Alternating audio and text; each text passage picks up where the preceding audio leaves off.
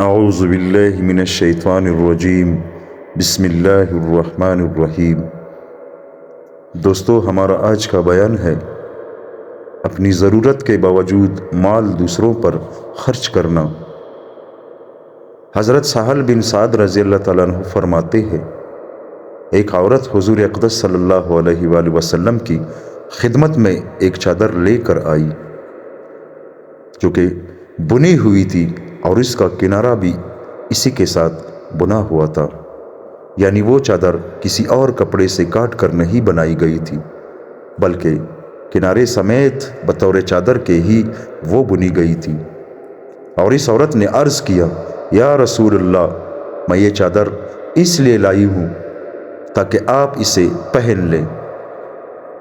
آپ نے اس عورت سے چادر لے لی، اور چونکہ آپ کو اس چادر کی واقعی ضرورت تھی اس لیے آپ نے اسے پہن لیا۔ آپ صلی اللہ علیہ وآلہ وسلم کے صحابہ میں سے ایک صاحب نے حضور صلی اللہ علیہ وآلہ وسلم پر وہ چادر دیکھی تو عرض کیا، یا رسول اللہ، یہ تو بہت اچھی چادر ہے، یہ تو آپ مجھے پہننے کو دے دے۔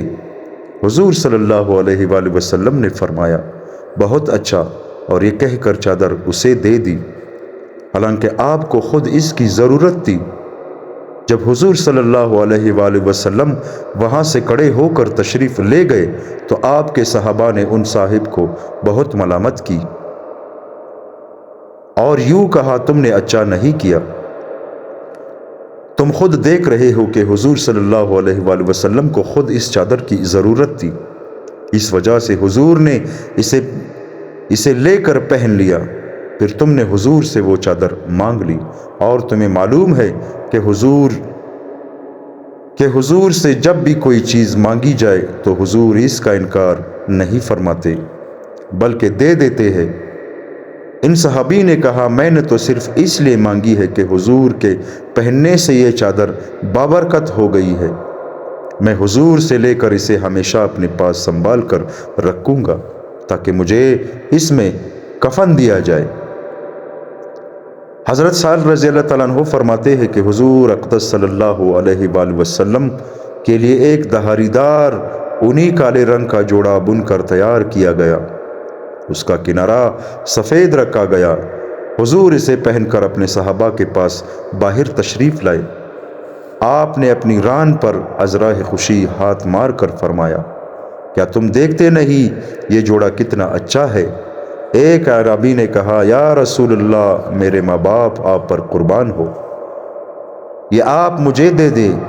آپ کی عادت شریفہ یہ تھی کہ جب بھی آپ سے کوئی چیز مانگی جاتی تھی آپ اس کے جواب میں نہیں فرماتے تھے۔ آپ نے فرمایا، بہت اچھا، تم لے لو، اور یہ کہہ کر وہ جوڑا اسے دے دیا اور اپنے پرانے 2 کپڑے منگوا کر پہن لیے۔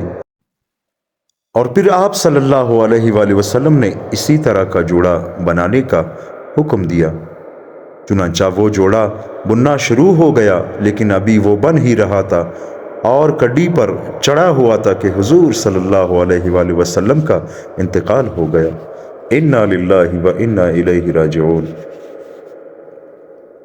حضرت ابو عقیل رضی اللہ تعالیٰ عنہ کے خرچ کرنے کا قصہ۔ حضرت ابو عقیل رضی اللہ تعالیٰ عنہ فرماتے ہیں، وہ ساری رات 2 سات سیر کھجوروں کے عوض اپنی کمر پر رسی باندھ کر کنویں میں سے پانی نکال رہے تھے، پھر 1 سا کھجور لا کر اپنے گھر والوں کو دی تاکہ وہ اسے اپنے کام میں لائے، اور دوسرا سا قرب خداوندی کے حاصل کرنے کے لیے حضور صلی اللہ علیہ وآلہ وسلم کی خدمت میں پیش کیا، اور حضور کو بتلا دیا کہ یہ سا محنت کر کے حاصل کیا ہے۔ حضور صلی اللہ علیہ وآلہ وسلم نے فرمایا، اسے صدقہ کے مال میں رکھ دو، چونکہ یہ خود غریب اور محتاج تھے، اور اس 1 سا کھجور کی خود ان کو ضرورت تھی، اس وجہ سے منافقوں نے ان کا مذاق اڑاتے ہوئے ان کے بارے میں کہا، اللہ تعالیٰ کو اس کے سا کی کیا ضرورت تھی، یہ تو خود اس سا کا محتاج تھا۔ اس پر اللہ تعالیٰ نے یہ آیت نازل فرمائی، الذین یلمزون المطوعین من المؤمنین فی الصدقات والذین لا یجدون الا جہدہم۔ ترجمہ: یہ منافقین ایسے ہیں کہ نفلی صدقہ دینے والے مسلمانوں پر صدقات کے بارے میں طعن کرتے ہیں، اور خصوص ان لوگوں پر اور زیادہ جن کو بجز محنت مزدوری کی آمدنی کے اور کچھ میسر نہیں ہوتا، یعنی ان سے تمسخر کرتے ہیں۔ اللہ تعالیٰ ان کو اس تمسخر کا تو خاص بدلہ دے گا، اور متعلق طعن کا یہ بدلہ ملے گا کہ ان کے لیے آخرت میں دردناک سزا ہوگی۔ حضرت ابو سلمہ اور حضرت ابو ہریرہ رضی اللہ تعالیٰ عنہما فرماتے ہیں، حضور صلی اللہ علیہ وآلہ وسلم نے اعلان فرمایا، صدقہ کرو کیونکہ میں ایک جماعت بھیجنا چاہتا ہوں۔ اس پر حضرت عبد الرحمن بن عوف رضی اللہ تعالیٰ عنہ نے آپ کی خدمت میں حاضر ہو کر عرض کیا، یا رسول اللہ، میرے پاس 4000 درہم ہے، ان میں سے 2000 تو میں اپنے رب کو ادھار دے رہا ہوں۔ اللہ کو ادھار دینے کا مطلب یہ ہے کہ اب میں یہ مال ضرورت مندوں پر خرچ کر دیتا ہوں اور آخرت میں اس کا بدلہ لوں گا، اور 2000 میں اپنے اہل عیال کو دے رہا ہوں۔ حضور صلی اللہ علیہ وآلہ وسلم نے خوش ہو کر ان کو دعا دی، اللہ تعالیٰ اس میں بھی برکت دے جو تم دے رہے ہو، اور اس میں بھی برکت دے جو تم نے گھر والوں کے لیے رکھے ہوئے ہے۔ اور ایک انصاری نے رات بھر مزدوری کر کے 2 سا کھجوریں جمع کی۔ انہوں نے خدمت میں آ کر عرض کیا، یا رسول اللہ، میں نے مزدوری کر کے 2 سا کھجوریں جمع کی ہے، 1 سا میں اپنے رب کو دے رہا ہوں اور 1 سا میں اپنے اہل عیال کے لیے رکھ رہا ہوں۔ اس پر منافقوں نے زیادہ دینے والے اور کم دینے والے دونوں قسم کے حضرات میں عیب نکالنے شروع کر دیے، اور کہنے لگے، عبد الرحمن بن عوف جیسے زیادہ خرچ کرنے والے تو صرف ریا اور دکھاوے کی وجہ سے اتنا خرچ کر رہے ہیں، اور یہ غریب اور ضرورت مند آدمی جو 1 سا کھجور دے رہا ہے، اللہ اور رسول کو اس کی سا کی ضرورت نہیں ہے۔ اس پر اللہ تعالیٰ نے الذین یلمزون والی آیات نازل فرمائی۔ حضرت عبداللہ بن زید بن عبد ربہ رضی اللہ تعالیٰ عنہما، جنہوں نے خواب میں فرشتے کو اذان دیتے ہوئے دیکھا تھا، وہ فرماتے ہیں کہ انہوں نے حضور اقدس صلی اللہ علیہ وآلہ وسلم کی خدمت میں حاضر ہو کر عرض کیا، یا رسول اللہ، میرا یہ باغ صدقہ ہے، میں اللہ اور اس کے رسول کو دے رہا ہوں، وہ جہاں چاہے خرچ کر دے۔ جب ان کے والدین کو معلوم ہوا تو انہوں نے حضور صلی اللہ علیہ وآلہ وسلم کی خدمت میں حاضر ہو کر عرض کیا، یا رسول اللہ، ہمارا گزارا تو اسی باغ پر ہو رہا تھا، ہمارے بیٹے نے اسے صدقہ کر دیا۔